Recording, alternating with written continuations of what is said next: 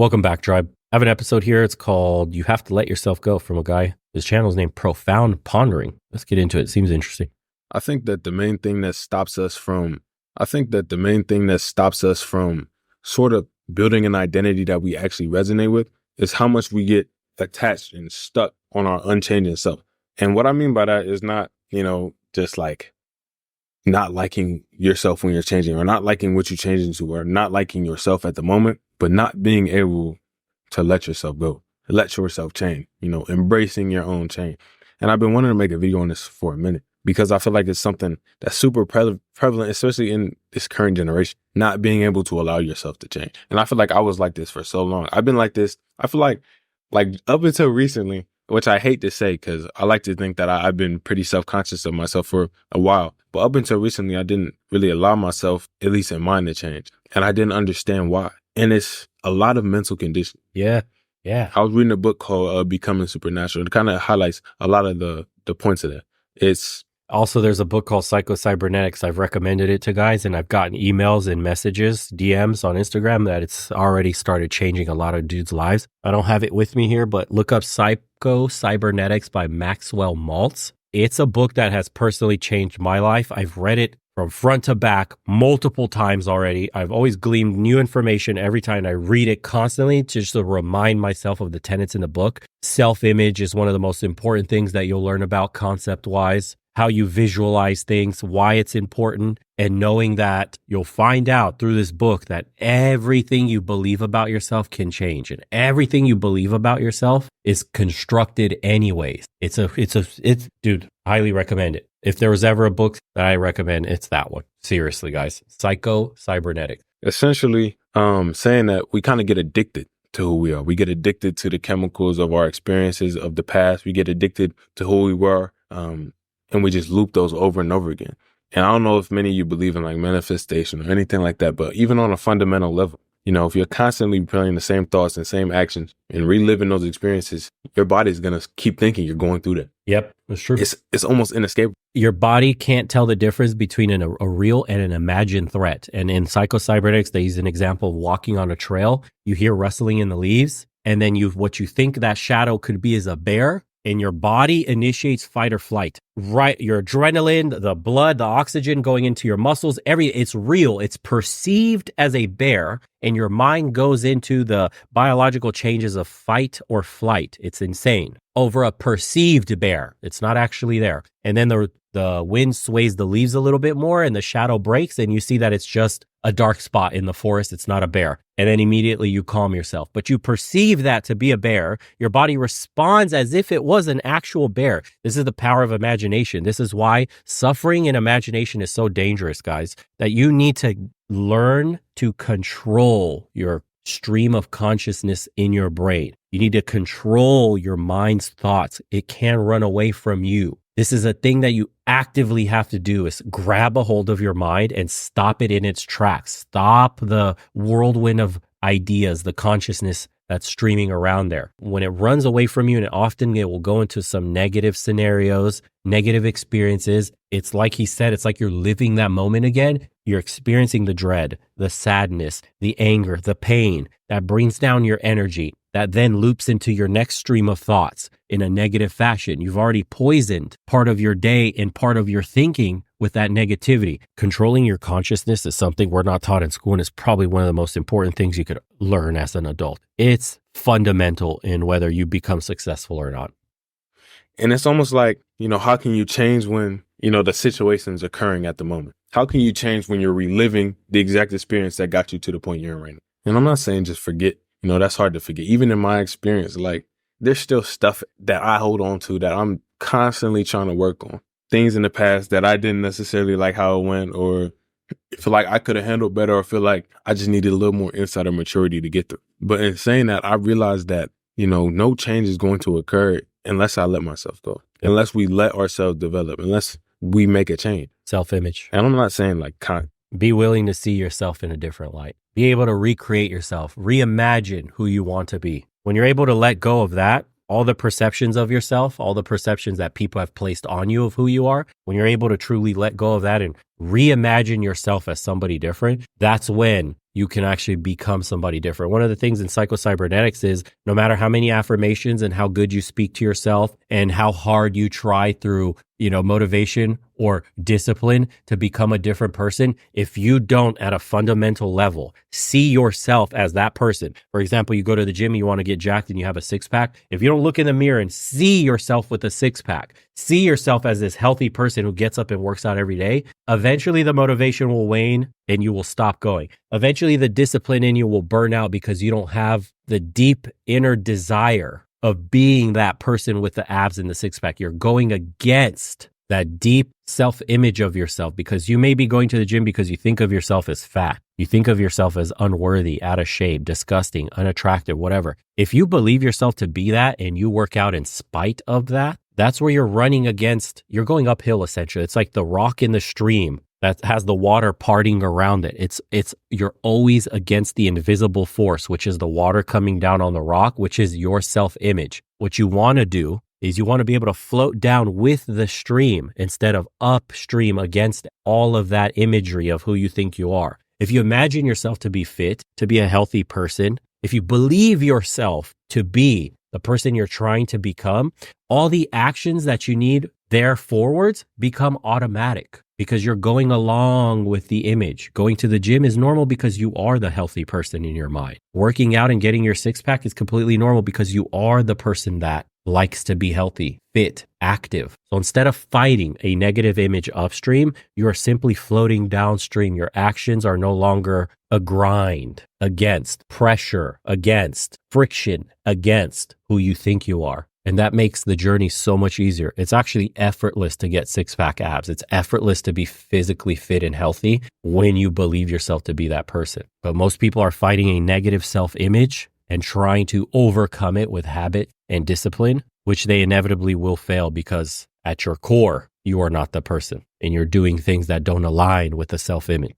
Intentionally change yourself. I'm not saying forget who you are and not neglect who you were. Because I feel like once we do that, I feel like, on a fundamental level, it might be easy to forget yourself or to act different. Like I can go out and act like a completely different person, but I feel like it's those cycles. I think another YouTuber named Ryan, he talks about cycles all the time. It's like the ups and downs, but once we start feeling some way, once we start vibing a certain way, we start looping those same thoughts over and over again. And then getting stuck in those same thoughts, we relive those same experiences and we fail to grow as people. Yeah. I think the first step in letting yourself go, the first thing that I did was stop being ashamed of my own change and wanting to get better. Stop being ashamed of trying new things for myself. Like I've talked about it in a video, like how I do affirmations. At first I was like, why would I do that? Like, why would I talk to myself? Why would I say anything to myself like that? I feel like that's kind of desperate. But like one thing I realized, like you can't be ashamed of loving yourself. That's one thing you can't be ashamed of yourself. Like you can be ashamed of your actions, this, that, and the other. But your betterment, I feel like that's something you have to sort of hold on to and appreciate regardless. And I think that's how I got to the point I'm at right now. I feel greater than I ever did. And then I read out my list of affirmations. I say stuff every morning, every night. I used to do 3 times a day, but time just not really. And affirmations work when they're reinforcing the image you've built of yourself, by the way, not in spite of. If you're affirming to try to convince yourself of being somebody, you've already failed. But if you're affirming yourself every day of who you believe to be, then they work. So remember, this is all the mental picture, the self-image that you have. It goes deeper than ego, guys. It's the foundational formation of who you believe yourself to be, and you will subconsciously act in that direction. That's why a lot of you, if you're addicted to something, if you believe yourself to be less than worthy of something, if you think you're the nervous, shy guy for whatever, if you struggle to talk to girls because you believe on a deep fundamental core level of yourself that you are this person. That's not actually true. That's just a belief that you hold. It's not who you are. It's who you've constructed yourself to be. And in that same fashion, you can construct yourself to be somebody completely different. Get the book, dude. Seriously. On my side, I leave the house, my dorm at like 8 a.m. and I come back at like 10. So it gets kind of hard some days, but on those days where I can, it's important to reinforce those things in your head. Because as I said before, like those negative loops, those negative cycles of thought, you're constantly thinking these negative things over and over again. They have to be combated by something or replaced by something.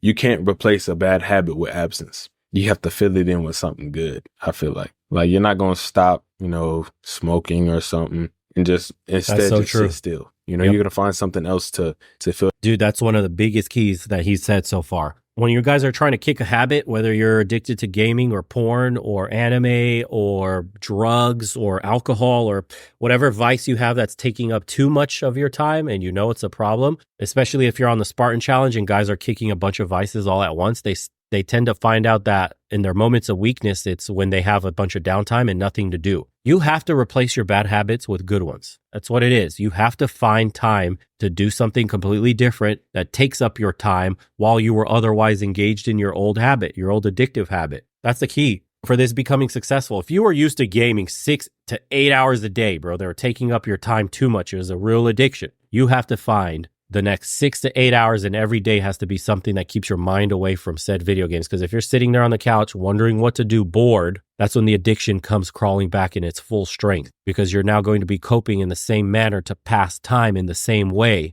So what you do is, instead of like make a schedule, go to the gym, go meal prep some food, come back, eat, go for a walk, learn a journal, learn to meditate, do some breathing exercises, right? Keep yourself busy for the next 6 to 8 hours. Make a regimented schedule of what you should be doing and gamify a little bit. Write on a whiteboard, little boxes that you check off when you do everything, and make it a goal to have every single box checked for 7 days in a row, for 1 month in a row, for 30 days in a row, right? It'd be amazing. You can gamify everything that you do. If your brain is wired that way because you've been gaming since you were young, gamify going to the gym, gamify eating clean, gamify all these things. Reward yourself with something. Hey, if I get these 7 marks 7 days in a row, I'm going to reward myself with XYZ, whatever it is that you want to use a reward. And that's how you're able to kick old bad habits. Fill that vacancy. And I feel like a lot of people, we have vacancies inside ourselves, and we like to fill it up with our previous experiences and our own inaction. I think people get stuck and stagnant. And I always use the quote that he who thinks the journey is over is truly lost. And that's what I mean. We're not letting ourselves continue our journey. Yeah. We accept the connotation. We get comfortable with a connotation. And it's not really comfort within who we are. It's comfort with an idea, comfort with a definition. Like I used to think myself that it was more comfortable to have definition, to have that, not to say that I don't have a definition for myself at all, but to say that being comfortable with myself while I'm changing. And I see a couple of people like that little, that bit in my last video where I talked about how you have to be comfortable with yourself while you're changing, not just at the beginning or end. You can't be too comfortable at those sides either. And when I say comfort, I don't mean like, don't be comfortable in a sense like don't be happy. I mean, don't be comfortable in the sense that you think that's the end. Don't be stagnant. I think there's so much more to life and so much more that we can experience as people that we fail to truly appreciate just out of, our inability to realize our own change and realize our own potential to change. I think that a lot of people can do a lot of great things. I see great things all the time. And, I'm starting to think I was right about that a little bit. Not necessarily because of my own growth. Mind y'all, I thank y'all so much. I couldn't express in words how grateful I am to have y'all aboard and or with me. Like, I don't really know. It's a crazy experience. But like, I've been telling my friends who are kind of creative or do anything, like, just put your stuff out there. Yes. Just do it. I've been putting stuff out for 2 years and like, it's been great every second. I just love doing it. Yeah, we have a deep need for connection, man, and people's unique experience resonate with a lot more people than you would ever be led to believe. You think you have a boring story or a boring life or nobody could relate to what you're going through, you would be surprised. I had a similar experience when starting this channel. I've had similar negative thoughts, like who would listen to me? What's the point of starting this channel? Who am I to even be listened to? And my experiences, I'm sure everybody already knows this stuff. There's nothing groundbreaking or interesting here. Who would possibly find any value in what I have to say? And lo and behold, you just keep at it, and all of a sudden it's like poop, 500,000 subs, and poop, hundreds of millions of views, and poop, people writing you, emailing you every day, telling you how much you've affected their lives. It still seems like a dream. I can't even believe when people say things like, you've changed my life. Like, how? I just see numbers on the screen, and then I meet these people and talk to them, and they're like, I've dropped these many pounds, and I got promoted at work, and I make this much, and I found a girl I really like, and you've helped me not hate this and that, and like, you've changed my perspective on so many things, and you've inspired me to them. And I'm like, what, dude? I can't imagine that. What does that physically look like in a person's life? Like, I can't see the change that's being affected. But when you, for example, if you wanted to ever start a YouTube channel and share your experiences in life and your perspectives, you'd be surprised at just how many souls you could actually touch and how many people are going through the same thing and how many people value that. We live in a very disconnected society. So, people do bond in a weird way through videos like this. And it is comforting to see many people are asking similar questions or feeling the same way you're feeling or going through the things that you're going through. So, and there's always value in that. That does help people. Even when you are the one doing the creating and you're very disconnected from your viewers in a sense that all you see is like numbers on a screen and comments or is that bots? Is that even really true? It's, even I still have imposter syndrome with this channel. It's like, are we really making a difference? Are people's lives really getting better? Is this actually working or are we just wasting time here? And, people are just saying that to make you feel better. And who knows, until you start to read the emails and people detail out how their lives changed, still hard to believe. Because I wasn't there. I didn't see the change happen. But I look back on myself watching videos of other creators and making me motivated to make a change or sparking that emotion in me to get up and do something today, and which leads down into action step by step, day by day. And then all of a sudden you wake up half a year later and it's like, wow, from the feeling that one video gave me, the words of this man, like I made a measurable change in my life. Some idea was planted in my head, a seed. That maybe I could achieve this, that maybe I could do this, that it is possible, yada, yada. So I hope I have that same effect on people. Feedback has been good for the most part. So thank you guys for the journey and being here and tuning in and listening to my fucking ear beatings. But it's about putting yourself out there and allowing, yourself to change with it, to change with the circumstance. I feel like it's too easy to. He's got a dope video. But he's got another like 7 minutes if you want to watch. Profound Pondering got 1.9 million views, but we got the gist of the first half at least. I'm sure he goes into other things here. We'll read some of the comments. He says, you can't replace a bad habit with abstinence. You have to fill the void with something good. That's super true. Cut the old version of yourself off to the point where there's a new life inside you. Beautiful as well. Don't be ashamed of loving yourself. Treat yourself like a friend. That's also big. Some people are their own worst enemies. Excuse the nasally voice. I'm sick. Took some Advil, but it shit isn't working.